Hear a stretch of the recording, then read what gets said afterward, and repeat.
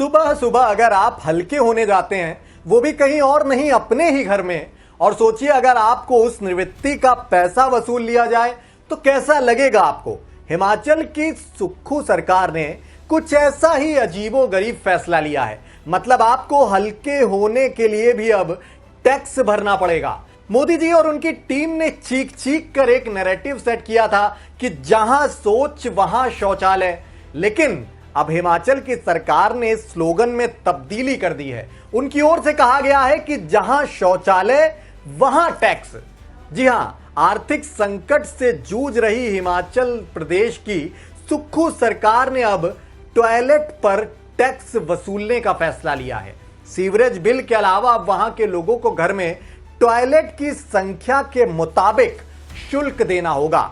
मतलब घर में जितने टॉयलेट होंगे उतनी ही जेब ढीली करते हुए प्रति सीट 25 रुपए आपको चुकाने होंगे।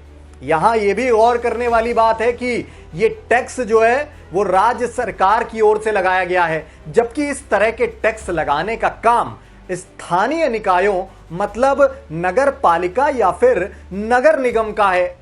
ध्यान रखने वाली बात यह है कि सरकार का जो नारा था जहां सोच वहां शौचालय, अब हिमाचल सरकार की ताजा पहल के बाद अगर आप इसे अपने तरीके से ना कहने से गुरेज कर तमीज से कहने की कोशिश की जाए तो कहा जा सकता है सुक्खू सरकार ने सोच पर ही टैक्स वसूल कर सरकार चलाने की कोशिश की है। सरकार की ओर से इसके लिए बाकायदा एक नोटिफिकेशन भी जारी किया है।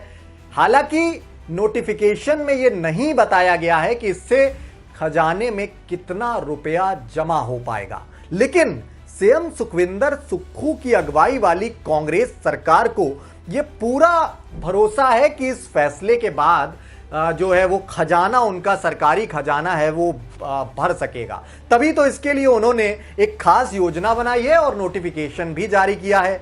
हिमाचल प्रदेश में टॉयलेट सीट के हिसाब से सीवेज टैक्स वसूलने के फरमान के बाद सुक्खू सरकार की काफी फजीहत भी हो रही है। मीडिया में खबरों के बाद सरकार ने इस खबरों को लेकर खंडन भी जारी किया, लेकिन उससे अभी स्थिति जो है मौजूदा वो साफ नहीं हो सकी है। सरकार के नए टैक्स पर खूब चर्चा हुई और सरकार ने एक गोलमोल सा बीते रोज खंडन भी इसको लेकर जारी कर दिया। काफी फजीहत के बाद हिमाचल सरकार अपनी माली हालत सुधारने के लिए बिजली पर दी जाने वाली सब्सिडी में पहले ही तब्दीली कर चुकी है और आगे भी बहुत कुछ करने जा रही है।